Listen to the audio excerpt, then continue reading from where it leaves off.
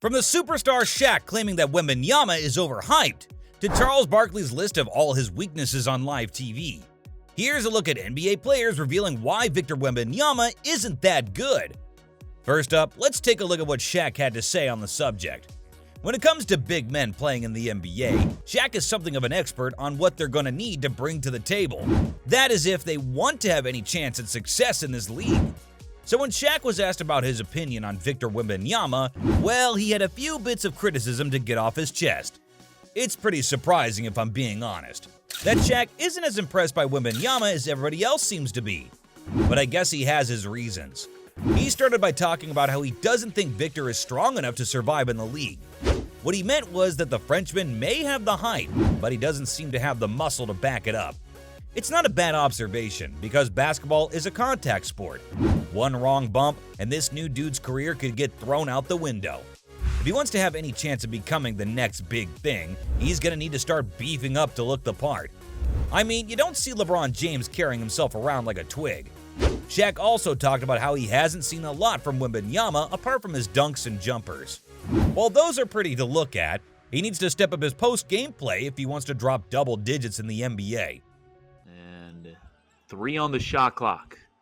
Wembanyama catch and shoot 3 and he rails it. One could even argue that the post is the most important aspect of a player's arsenal these days. This brings up an important question. Will this affect his game a lot in the NBA? I mean, the game is no longer as tough as it might have been back in the 80s or 90s. However, that doesn't give Wembanyama a pass to skip the gym. He's going to have to hit the gym, because as things stand right now, it looks like the wind could knock him down at any moment. If he wants a shot at trying to earn that GOAT title, he's going to need to start working on his game inside the paint. Three-pointers and dunks are cool and all, but in a real game situation, he probably won't be getting openings for those as much as he is right now. He's going to have to learn to play both angles of his post, while also having enough strength to fend off defenders if needed. It's like what Charles Barkley said when he was asked about this kid. But I can't sit here now just because he's killing people over in the Czech Republic that he's going to come over here and dominate. I just don't believe it.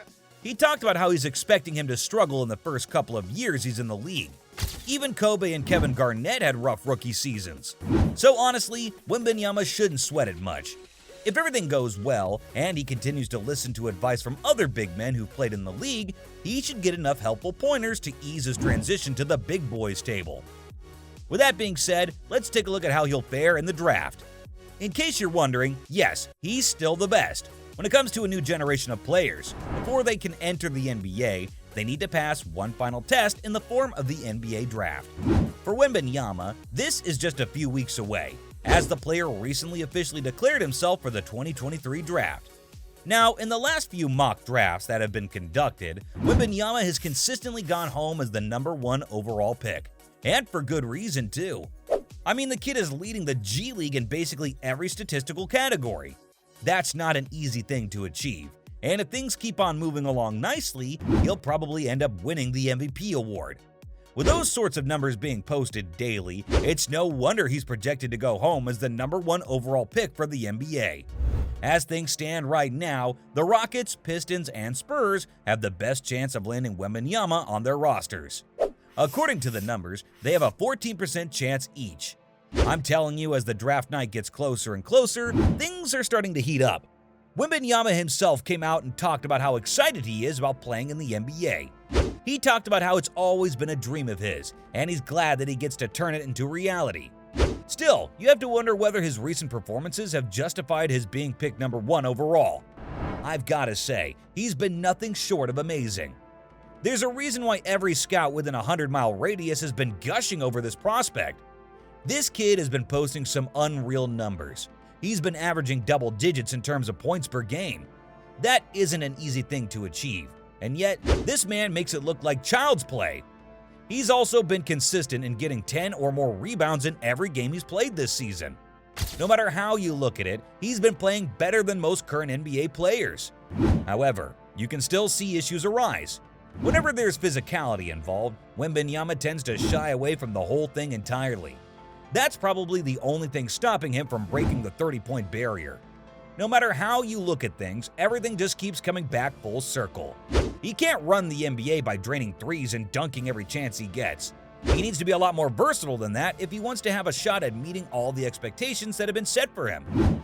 In my opinion, all he needs to do is hit the gym and work on his post game. I already mentioned this a little earlier in the video. If he can shoot with both hands like Kobe and drop defenders like Shaq, then he'll be unstoppable. Which brings us to our next question, which is Wembanyama as good as he's hyped up to be? We've got his statistics, and we've secured opinions from the top NBA commentators out there. However, the fact is that all this hype is nothing more than just that. There's no real way of knowing how good he'll be in the NBA until he spends a season here. With draft night right around the corner, we can expect teams to be clamoring to get their hands on the Frenchman. With the numbers he's posting up right now, I'd say that he'll do pretty well in the NBA. He might not be as good as LeBron was back in his day, but he'll still be better than most of the other rookies in his class. There's always a chance that Scoot Henderson overtakes him in the final leg of the race. But we won't know until these guys get drafted into an NBA team. For me, Wembanyama is a better prospect than the likes of Ben Simmons, though there's always a tiny chance that he'll end up being a bust. If that happens, it might just be the only time Charles Barkley ends up with the last laugh, because God knows he needs it. Still, while the French prospect might be a little overhyped right now, it stands to reason that he'll probably turn out to be a great player, and we don't need to worry about his performance that much. All he needs is a good coach and some direction. Well, we might just have a new king on our hands. However, before we straight up hand him the crown, let's take a look at some criticism being thrown his way by other NBA players.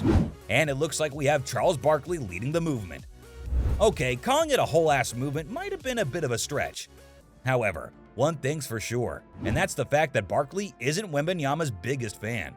He did come out and say that he hopes that everything works out well for the young prospect. Still, that's not enough for us to just forget about all the criticism he's thrown Wembanyama's way. He took everything Shaq said and amplified it by another 50%. I guess it kind of makes sense too. I mean, think about it. Barkley comes from a time when getting rough during a ball game ruled the court. So from where he stands, Wembanyama wouldn't survive a day in the NBA. Still, I think he might be stretching the whole hit the gym thing a bit too far.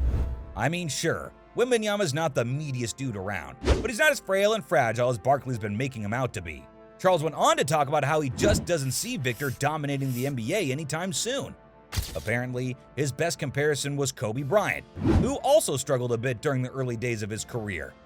However, we've also got to take into account how Wembanyama is playing in a different era, an era where Kevin Durant dominates the court and barely has any muscle on him.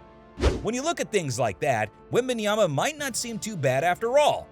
From Charles Barkley listing down Wembanyama's weaknesses on live TV, to listening to Shaq list down all the reasons why he's overhyped, here are NBA players revealing why Victor Wembanyama is not that good.